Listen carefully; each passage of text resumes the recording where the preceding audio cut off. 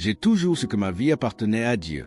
Dès mon plus jeune âge, j'ai ressenti cette vocation brûlante, une certitude inexplicable qui m'a conduit vers le sacerdoce sans jamais douter, sans jamais remettre en question ce choix. Pendant plus de 30 ans, j'ai servi l'Église avec une ferveur inébranlable.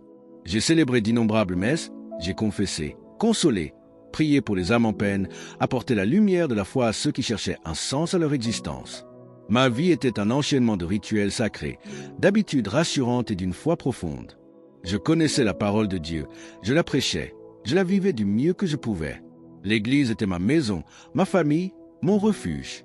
Rien, jamais, n'avait ébranlé ma foi ni ma mission.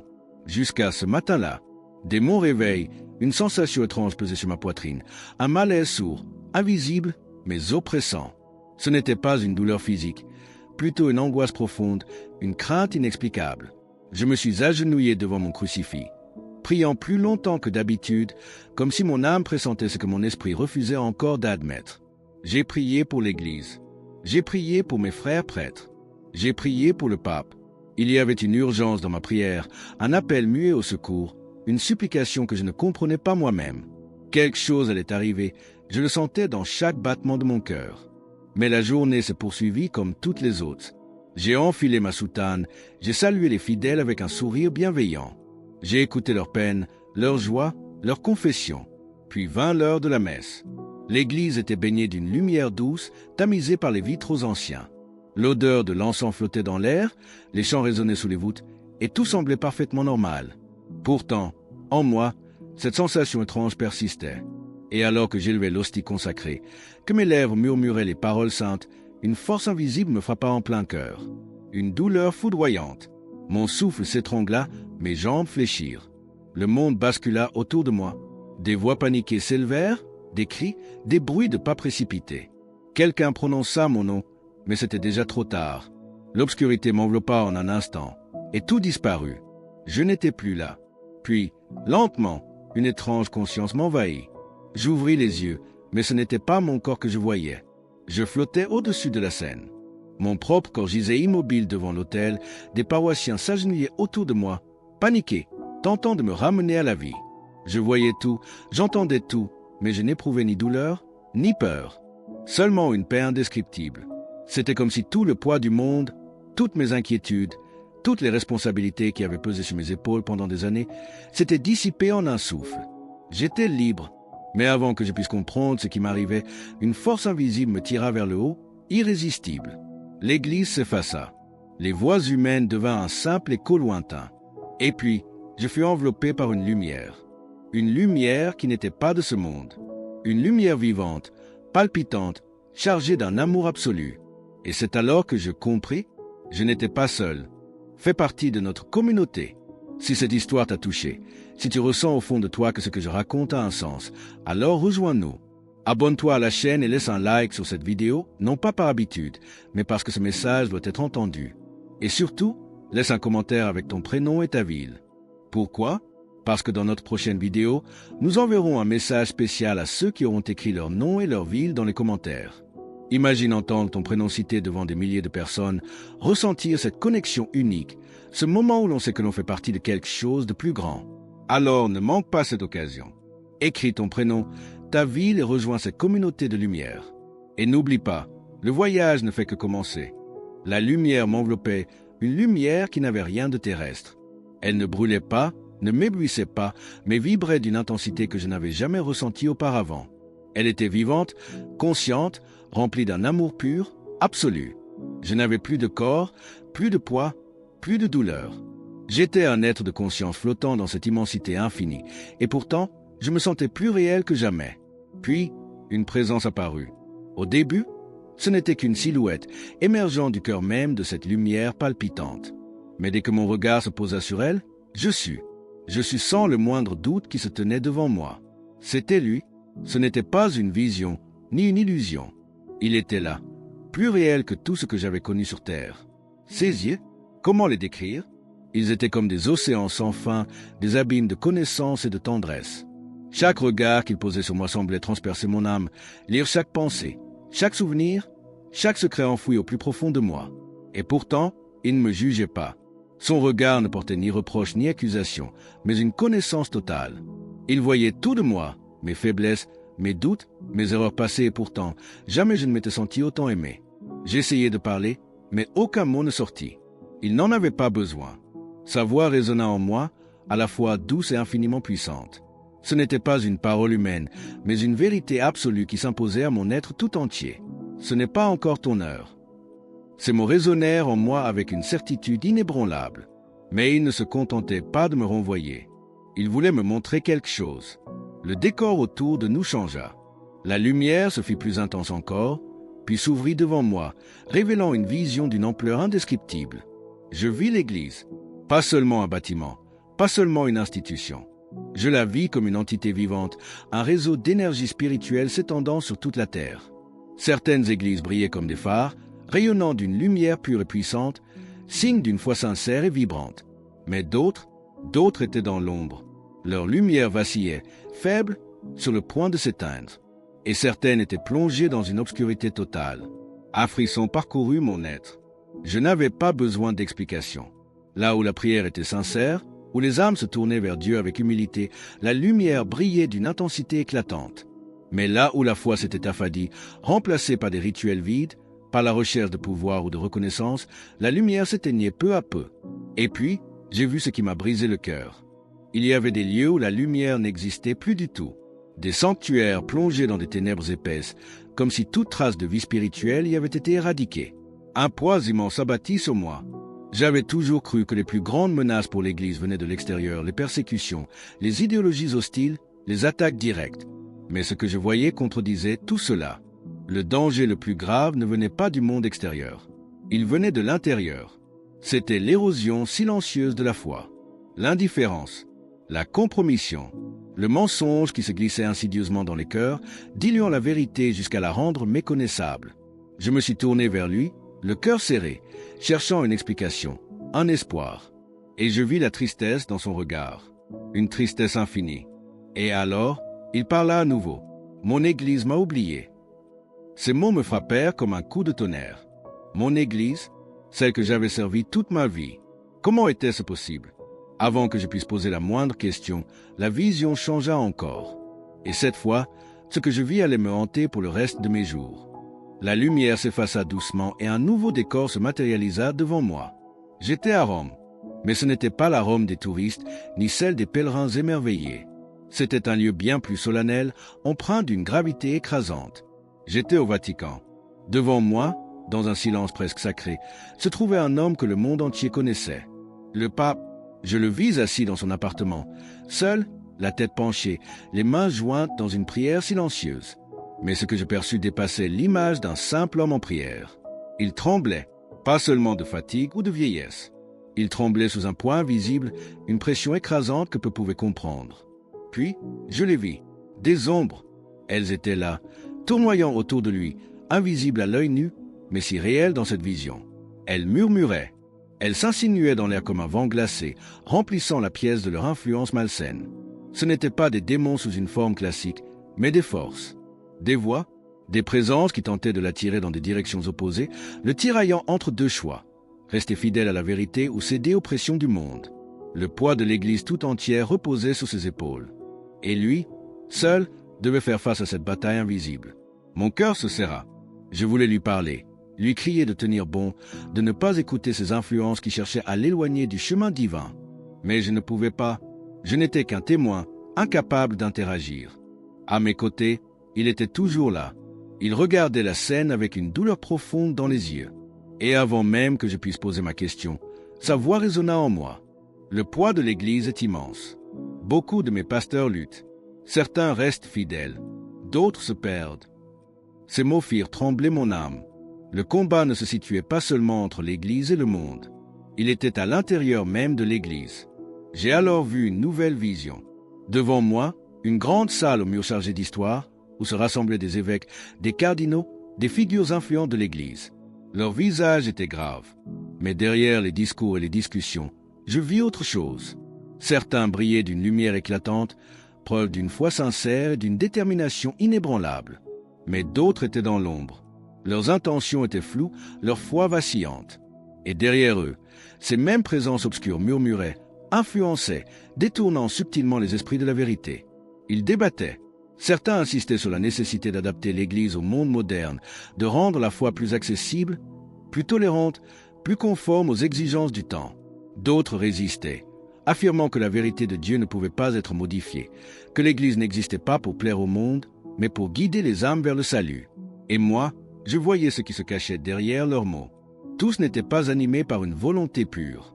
Certains parlaient avec sincérité, désireux d'évangéliser, mais d'autres étaient guidés par quelque chose de plus insidieux. L'ambition, le désir de pouvoir, dissimulé sous des discours de progrès. Je me tournai vers lui. Son regard était empli de tristesse, et sa voix, lourde de douleur, brisa le silence. L'ennemi sème le doute parmi mes pasteurs, les détournant de ma voix. Je compris alors l'ampleur du combat. Ce n'était pas simplement une lutte entre tradition et modernité. C'était une bataille spirituelle. L'ennemi ne voulait pas détruire l'Église par des persécutions visibles. Il voulait l'éroder de l'intérieur, diluer la vérité, transformer la foi en une coquille vide, jusqu'à ce qu'elle perde toute substance, toute puissance. Et la question qui me hantait était celle-ci. L'Église tiendra-t-elle? Je voulus parler, questionner, comprendre ce qui allait arriver. Mais avant même que je puisse ouvrir la bouche, la vision changea encore une fois. Et ce que je vis ensuite me glaça le sang. Le Vatican disparut de ma vue, remplacé par un décor qui me glaça immédiatement. J'étais face à une immense plaine, sombre et tourmentée. Un vent froid soufflait, portant avec lui des murmures indistincts, comme des voix perdues dans le néant. Et puis, je les vis, d'innombrables ombres, des silhouettes sans forme précise, avançant lentement, s'infiltrant comme une brume épaisse à travers des villes, des foyers, et pire encore, des églises. Elles étaient là, invisibles aux yeux du monde, mais bien réelles. Elles se glissaient entre les bancs des cathédrales, s'accrochaient aux autels, murmuraient aux oreilles de ceux qui avaient autrefois prêché avec ferveur. Elles n'attaquaient pas de front. Elles n'avaient pas besoin de le faire. Elles insinuaient le doute. Elles distillaient l'indifférence. Elles poussaient à la compromission, au silence, à la peur de proclamer la vérité. Et puis je vis autre chose. Certaines églises, autrefois resplendissantes, étaient désormais vides.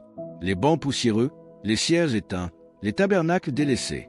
Là où la foi s'était affaiblie, elles avaient pris possession des lieux. Et dans les rares sanctuaires où la lumière persistait encore, ces ombres faisaient tout pour l'étouffer. Je compris alors une chose terrible. Le plus grand danger n'était pas la persécution extérieure. Le plus grand danger était l'oubli. L'oubli de la prière. L'oubli du combat spirituel. L'oubli de la présence divine au cœur même de l'Église. Je me retournai vers lui. Son visage était grave, mais dans son regard, une étincelle brillait encore. L'espoir. Alors, d'une voix plus puissante encore, il me dit « Priez pour mon Église. Priez pour que la lumière ne s'éteigne pas. » Ces mots résonnèrent en moi comme un ordre, un appel à l'action. Car ce que j'avais vu n'était pas une fatalité. Tout dépendait encore d'un choix. Le choix de ceux qui, malgré l'obscurité grandissante, refusaient d'abandonner. Le choix de ceux qui continuaient à se battre, à croire, à prier. Le choix de ceux qui savaient que tant qu'une seule flamme brûlait encore, les ténèbres ne pouvaient pas triompher totalement. Alors, je fermai les yeux et, pour la première fois depuis le début de cette révélation, je priais.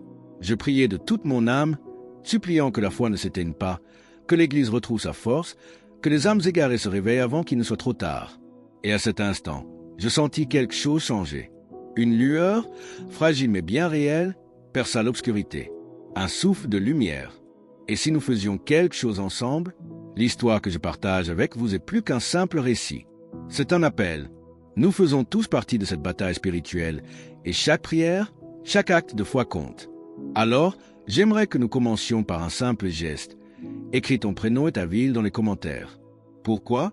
Parce que dans la prochaine vidéo, je prendrai le temps d'envoyer une salutation spéciale à ceux qui auront écrit leur nom et leur ville. Imagine entendre ton prénom mentionné, sentir que tu fais partie de cette communauté, que nous sommes connectés par quelque chose de bien plus grand. Ne laisse pas passer cette opportunité. Commente ton prénom, ta ville et n'oublie pas de laisser un like. Car ensemble, nous faisons briller la lumière. Et maintenant, prépare-toi, car ce que j'ai vu ensuite a changé ma vie à jamais. Lorsque j'ouvris les yeux, le décor avait de nouveau changé. J'étais à présent face à une immense étendue de lumière et d'ombre, un équilibre fragile entre deux forces opposées. Au loin, j'apercevais des âmes en prière, de simples fidèles agenouillés dans des maisons modestes, dans des chapelles presque vides, ou même seuls dans leurs chambres. Mais leur prière, Elles n'étaient pas de simples mots. Elles s'élevaient comme des flammes dans l'obscurité, des colonnes de lumière perçant les ténèbres qui tentaient de les engloutir. Je vis alors ce que les hommes, dans leur quotidien, ne pouvaient voir. Le combat, un combat réel, invisible, mais bien présent. D'un côté, des anges, resplendissants, majestueux, portant l'éclat d'une sainteté pure, inébranlable. De l'autre, des ombres sans forme définie, des présences malveillantes qui murmuraient, qui rampaient, qui tentaient de souffler la flamme de la foi. Et entre eux, l'humanité. J'assistais à une bataille qui ne se gagnait pas par des armes, mais par la prière, par la résistance du cœur, par la fidélité à Dieu malgré le monde qui s'efforçait de détourner les âmes. Puis, mon regard se posa sur l'Église. Pas sur un bâtiment, mais sur son essence même. Elle était comme suspendue entre deux réalités, l'une où elle resplendissait d'une lumière divine, où la foi des croyants était vive, où les âmes affluaient vers le sacré avec ferveur, et une autre où elle n'était plus qu'une coquille vide, abandonnée, oubliée, son influence réduite à un souvenir. Deux chemins, deux futurs possibles. Et la voix résonna de nouveau. L'Église ne tombera pas d'un seul coup. Elle s'effritera, lentement, silencieusement, à moins que mon peuple ne se lève et ne prie. Je compris alors. Il n'y aurait pas d'effondrement soudain, pas de signal d'alarme brutal. Le plus grand danger était l'endormissement, l'acceptation progressive du compromis, la dilution de la vérité, le silence face au mensonge, l'indifférence face à la disparition de la foi. Il suffisait que les croyants cessent de prier, que les prêtres cessent de prêcher avec courage, que les âmes cessent de s'accrocher à la vérité, peu à peu séduites par les illusions du monde. C'était ainsi que la lumière pouvait disparaître. Mais l'inverse était tout aussi vrai. Chaque prière sincère, chaque cœur qui se tournait vers Dieu avec humilité, chaque acte de foi, aussi petit soit-il, était une victoire. Car là où une âme priait, la lumière subsistait.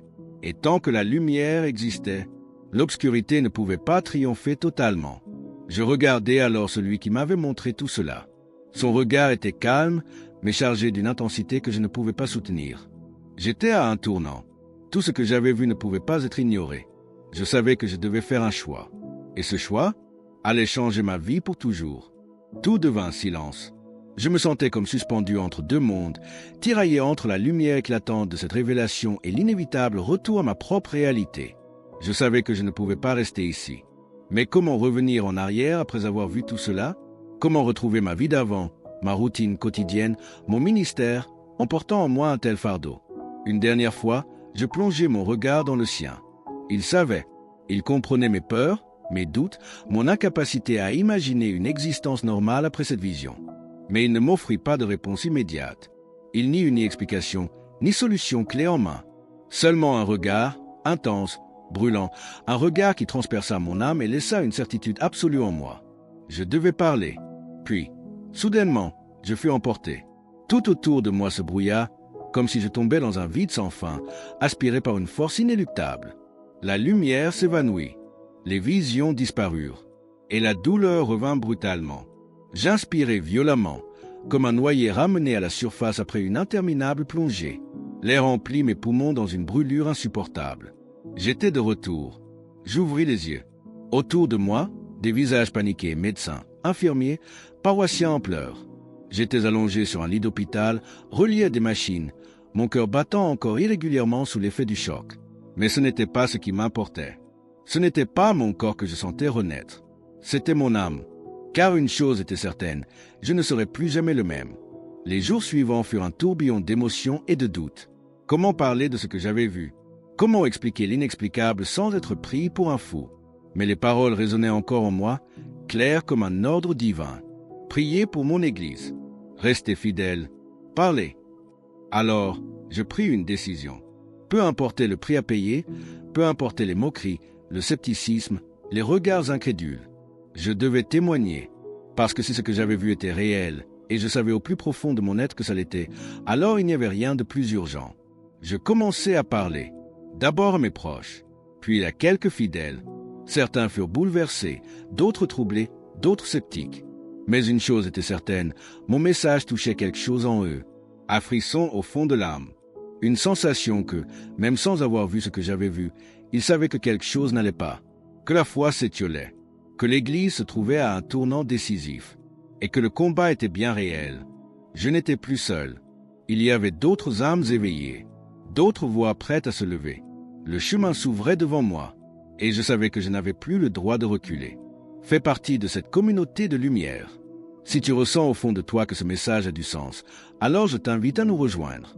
Nous ne gagnons rien à faire cela. Nous ne cherchons ni gloire, ni profit. Nous faisons tout cela par passion, parce que nous croyons qu'il y a des vérités qui doivent être dites. Et si tu veux nous aider dans cette mission, il n'y a qu'une seule chose à faire. Abonne-toi à cette chaîne et laisse un like sur cette vidéo. Ce simple geste est une immense aide pour que ce message touche encore plus de personnes. Fais partie de cette communauté qui refuse de laisser la lumière s'éteindre. Nous sommes ensemble. Et maintenant, prépare-toi, car le dernier chapitre révélera quelque chose que tu n'es pas prêt à entendre. Le chemin du retour à la vie ne fut pas simple. J'avais vu trop de choses pour simplement reprendre mon existence d'avant.